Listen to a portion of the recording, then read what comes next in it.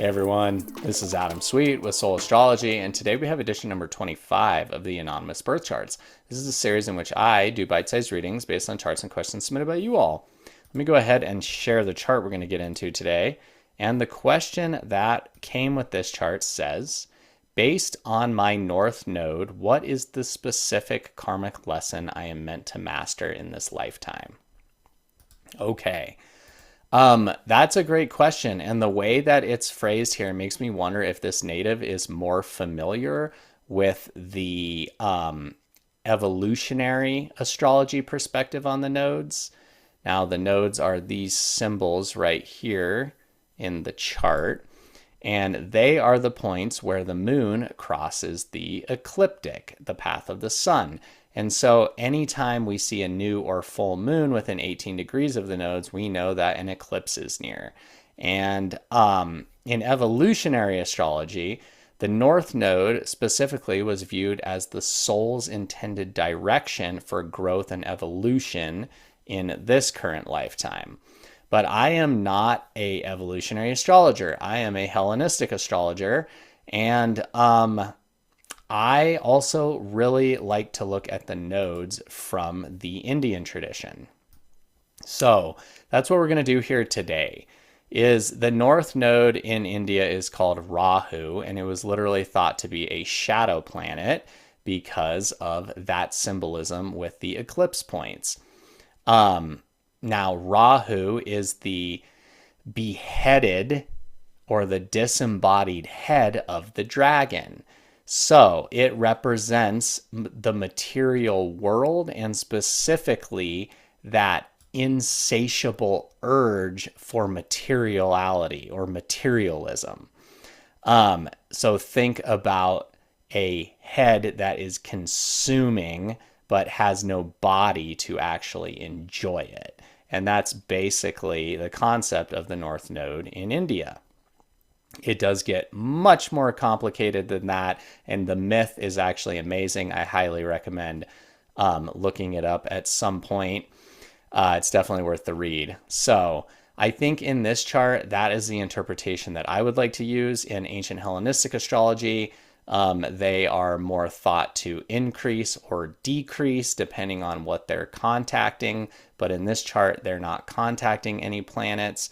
So I think the Indian description fits it really well here.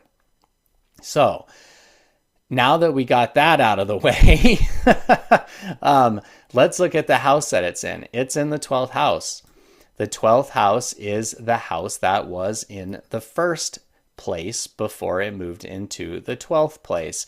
And so the 12th house gains all of its significations from that painful moment of childbirth symbolically, where the unseen struggles of the baby in the womb, passing through the womb and out into the world, are all symbolized by that 12th house. And thus we get symbolism in the 12th house that comes or is associated with things like hidden enemies, hidden struggles. It can even be the house of self-undoing. In a more modern sense, it becomes the unconscious. So something that's really important to consider here, though, is that to go back to ancient Indian astrology, it is a moksha house. And moksha literally means liberation.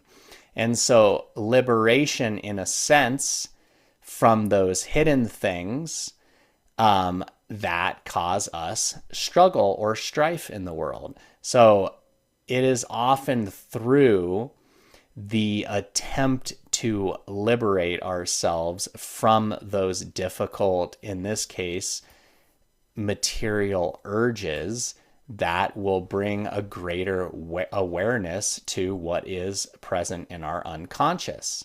So if we start putting this all together and we look at the ruler as well of that 12th house, which is Jupiter down here, in another house that is very much associated with material things. The second house is the house of finances, but also of resources and even things like food. So I would tell this native Now, I don't know if this is a specific karmic lesson that needs to be mastered, because I am not the person who could really speak to those things. I do know that in India, karma is said to be without beginning or end. So you can meditate on that. But I think if we put all this symbolism together, I would just tell this native, be careful of an unconscious or hidden emotional drive that pulls you towards an unsatiated urge of material things like money and food. And if that already has been a issue in your life, then there's where you could see it mirrored. If it really hasn't been up to until this point, then I would say keep doing what you're doing. And if you start feeling that pull of the North Node at some point, perhaps when it's activated by transit or eclipse, then you're going to know, okay, this is something to keep my eye on.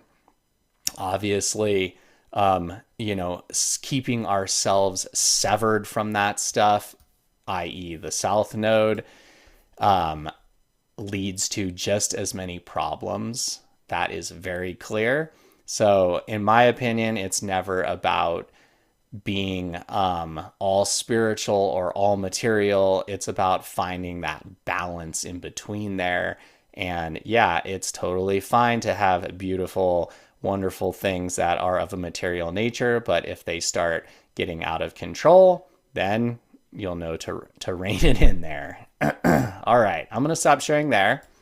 I hope that we gave this native something to think about, some good ideas to work with. And yeah, if any of you out there are interested in a birth chart reading like the one you saw here today, of course, any question, a different question, same same, different chart, you let me know. You're the boss of these mini readings, at least. But yeah, feel free to shoot me your question and birth data to adam@soulastrology.com, and we'll go ahead and take a look at it. All right, I really appreciate you watching, everybody out there. Take care, and bye.